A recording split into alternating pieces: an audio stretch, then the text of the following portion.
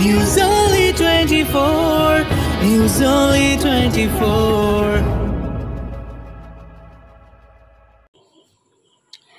আরজিকরের ঘটনায় সবচেয়ে বেশি যদি কেউ বিচার চান তার নাম মমতা বন্দ্যোপাধ্যায়। সিবিআই তদন্তের সাফল্য রেড ভালো নয়, তাই তাদেরকে বলবো এই ঘটনার সঠিক তদন্ত করে দোষীকে শাস্তি দেওয়া হোক।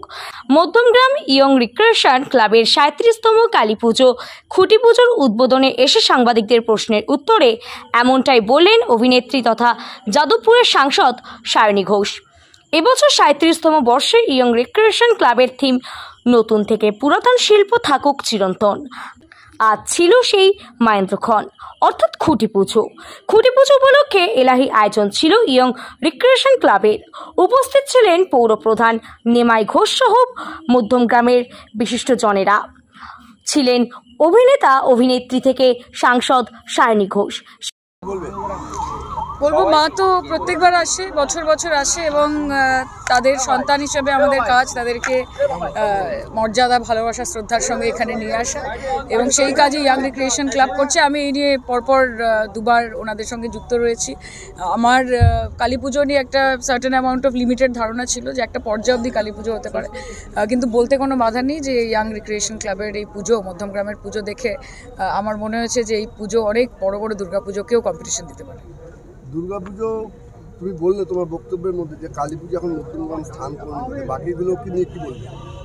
সবাই তো দেখুন, পুজো তো ভক্তির নিরিখে হয়, কিন্তু তার মধ্যেও কে কতটা ইনভেস্টেড একটা পুজোতে, কার কতটা শিল্প রয়েছে, আর্টিস্টিক্যালি কজন ইনক্লাইন। অভিজিৎ বলছিল যে আমরা দিনের পর দিন গিয়ে গিয়ে নিজের হাতে মূর্তি সিলেক্ট করা থেকে কি প্যান্ডেল হবে, কেমন দেখতে হবে, ইনভলভমেন্টটা খুব গুরুত্বপূর্ণ এবং আমার মনে হয় যে এই ক্লাবের ইনভলভমেন্ট একটা সাংঘাতিক এবং সেই জন্য হয়তো মানুষ আসে নানান জায়গা থেকে এই পুজোটাকে এক্সপিরিয়েন্স করার জন্য। আজকে এই পরিস্থিতি দাঁড়িয়ে কি মেসেজ দেবে? মেসেজ একটাই, অশুভ শক্তি সেটাকে পরাজিত করতে হবে এবং মায়ের কাছে এটাই চাওয়া যে এই পশ্চিমবঙ্গ, সোনার বাংলা আমরা বলে থাকি, শান্তি ফিরুক, সুরক্ষা ফিরুক।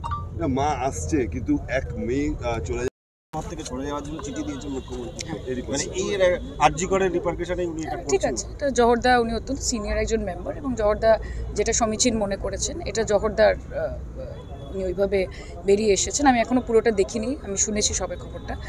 I am sure he has got his reasons.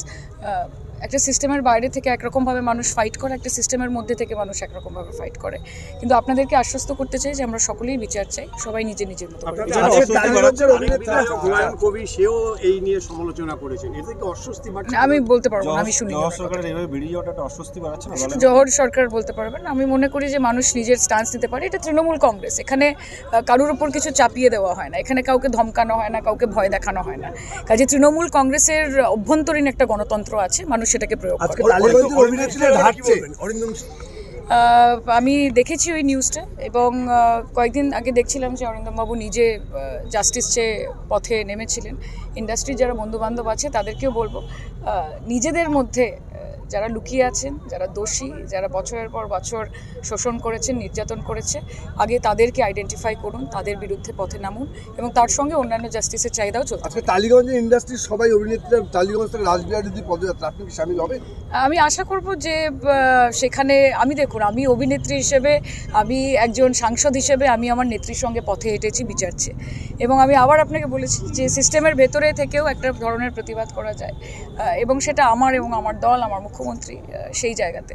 আবার বলছি যে টালিগঞ্জে আজকে যারা পথে নামছেন, আজকে অরিন্দমবাবুর ঘটনাটা আমরা প্রত্যক্ষভাবে দেখতে পাচ্ছি, নিজের চারিপাশে যারা রয়েছেন তাদেরকেও আইডেন্টিফাই করা, তাদের বিরুদ্ধে কথা বলাও ইকুয়ালি ইম্পর্টেন্ট।